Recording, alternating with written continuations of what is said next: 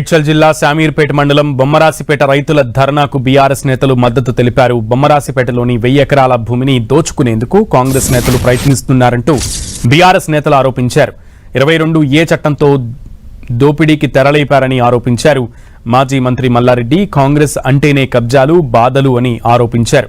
బొమ్మరాసిపేట రైతులు భూ సమస్యలను వెంటనే పరిష్కరించాలని బీఆర్ఎస్ నేతలు డిమాండ్ చేశారు. స్థానిక రెవెన్యూ అధికారులు భూ బకాసురులు కుమ్మక్కయ్యారంటూ బొమ్మరాసిపేట రైతులు ఆరోపించారు. ఏళ్లనాటి పట్టా భూములు లాక్కునేందుకు ప్రయత్నిస్తున్నారని ప్రభుత్వం వెంటనే స్పందించి న్యాయం చేయాలని డిమాండ్ చేస్తున్నారు.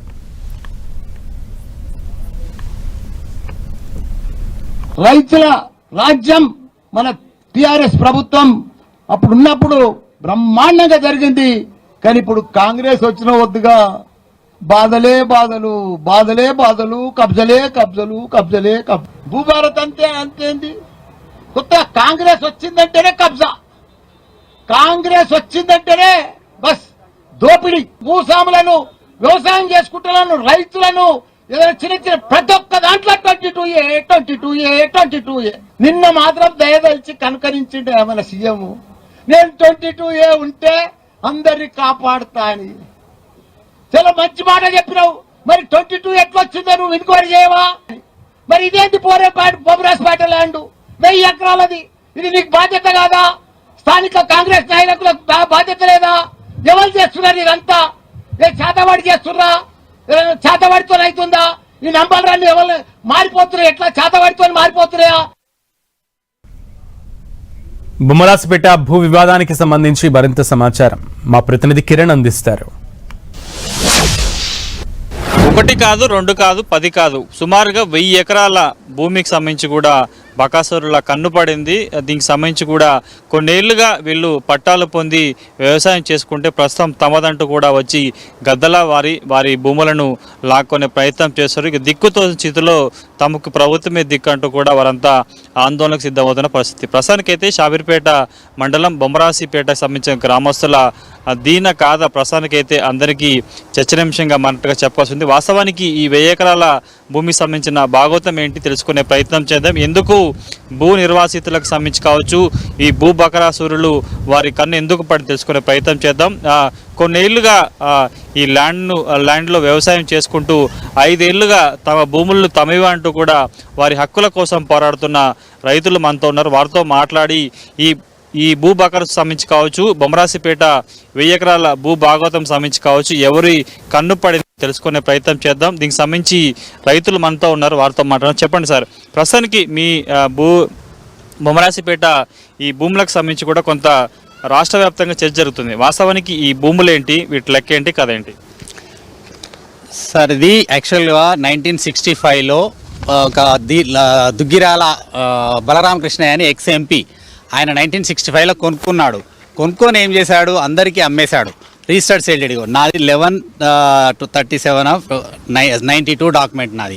సో నేనేం చేశానంటే 1045 ఎకర్స్ కొన్నారు, 775 ఎకర్స్ పట్టా ల్యాండ్, 255 ఎకర్స్ ఇనామ్ ల్యాండ్.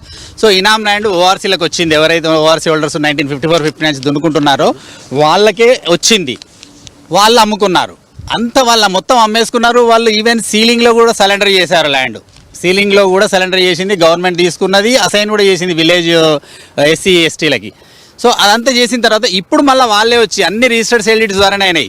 ఏదో సాదా బైనామా 1998 ఆర్డర్ అని ఒకటి దొంగ ఆర్డర్, లేని ఆర్డర్ని సృష్టించి ఆ ఆర్డర్ని తీసుకొచ్చేసి లీలా యుగంధర్ బాబు అనేట ఆయన దుగ్గిరాల బలరామకృష్ణయ్య మనమడు, ఆయన 7-8 ఏళ్ళు ఉన్నాడు అప్పుడు. ఇది సీలింగ్లో ఫైల్ చేసినప్పుడు ఆయన పేరుతో కూడా అన్ని ఫైల్ అయినాయి. సీలింగ్ అన్ని ఫైల్స్ ఉన్నాయి మా దగ్గర, చూపిస్తాం. సీలింగ్ ఫైల్స్ ఇవన్నీ ఉన్నాయి. సో ఇంత పెద్ద బండల్ మేమేం చేసినాము, ధరణి వచ్చినప్పుడు కూడా ఇబ్బంది అయింది. కానీ ధరణిలో మాకేమీ మార్పులు చేర్పులు ఏం జరగలేదు.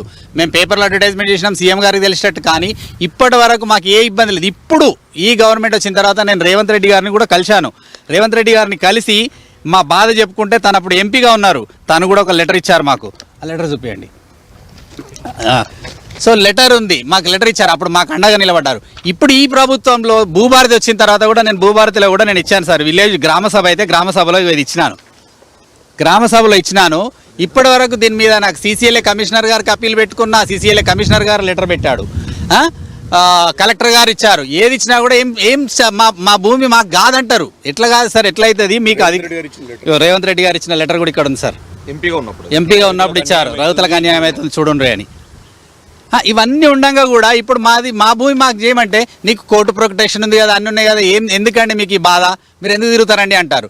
అదే వాళ్ళు పెట్టిన అప్లికేషన్లు 26 అప్లికేషన్లు పెడితే ఇప్పుడు నోటీసులు ఇస్తున్నారు, వాళ్ళకి అందరికి నోటీసులు ఇచ్చి నీ భూములు కాయదాలని తీసుకురా అని మమ్మల్ని అడుగుతున్నారు. దీని వెనుక ఎవరున్నారు అనేది మాకు పెద్ద ఇది.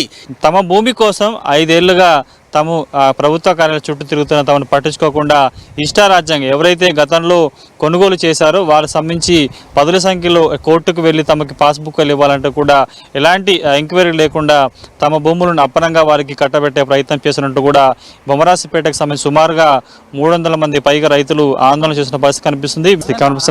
మనోజ్తో కలిసి కిరణ్, ఎన్టీవీ, బొమ్మరాసిపేట నుంచి.